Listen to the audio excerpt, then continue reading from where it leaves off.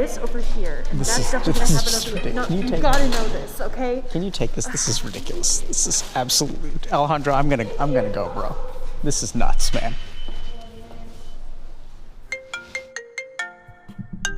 Moses, dude, this is absolutely insane. Like, do you know what you signed me up for?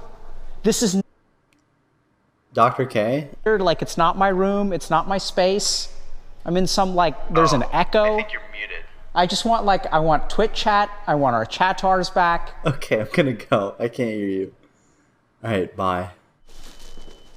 I don't know if this is gonna work, dude. I don't know how I got into this.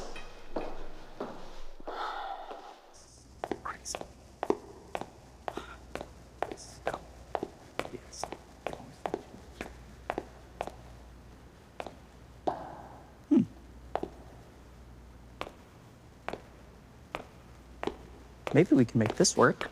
It's actually pretty good.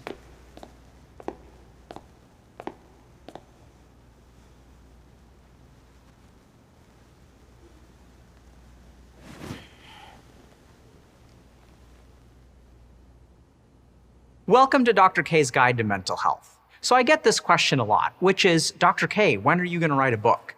And it sort of doesn't matter where I'm teaching, whether it be a summer camp with kids, or in a hospital with patients, or even consulting for some tech startups where I'm sort of teaching a little bit about the mind and meditation. People always ask me this question of when is the book coming out? And I think what's behind that question is a desire to know more. Because something about the way that I was taught meditation, something about the way that I teach people how to understand themselves and how to understand their mind, seems to make life a little bit simpler. So these modules are a distillation, the essence of my personal journey to understand myself over the last 2 decades. And so what I'd love to do is share a little bit about who I am and how I learned what I'd like to share with you today. So my story starts in East Texas, where I was born the son of 2 Indian immigrants. And growing up, I was kind of like runty and wasn't really good at sports and got bullied a fair amount. So I sort of fell into video games.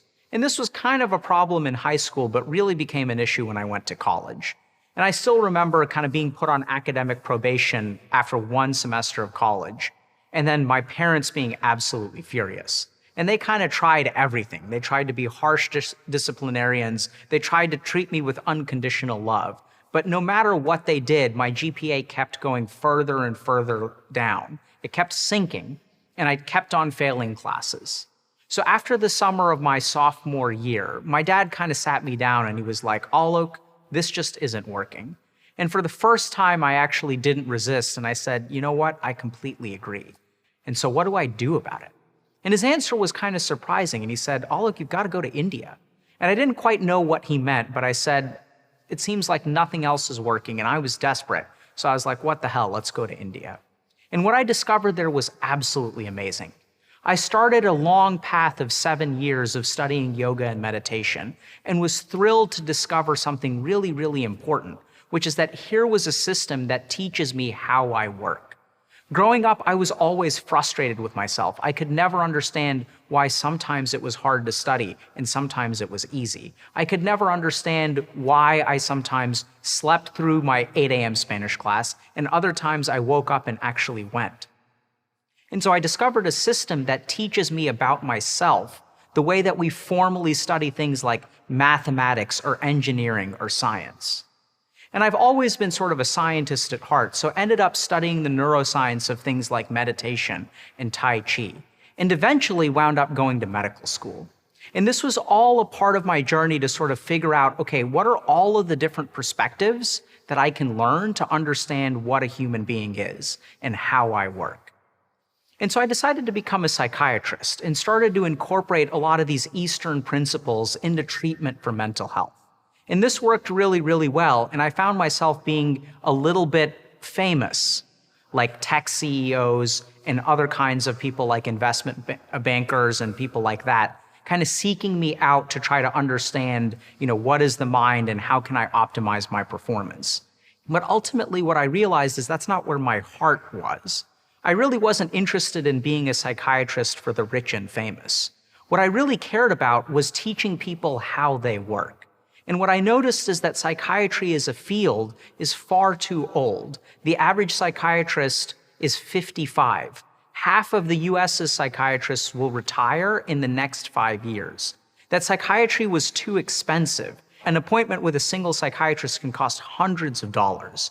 And that psychiatry is also too slow. That our current system of mental health treatment has people waiting months before they get their first appointment. And what I realized is that my karma, had given me an amazing opportunity to actually correct some of these problems that we see in mental health today. So I started Healthy Gamer. And these modules are my attempt to distill everything that I've learned over the last 20 years and share with you what's the most effective. And ultimately, what I want to teach today has actually worked for dozens of my patients. And even more important than that, what I want to share with you today has worked for hundreds of thousands of people in the Healthy Gamer community. But the most important question of all is, will it work for you? And there's really only one way to find out, so let's get started. Okay, we good? Can I actually eat this now? Because I've been staring at it for like 2 hours. Do we need to do another take? Or are we good?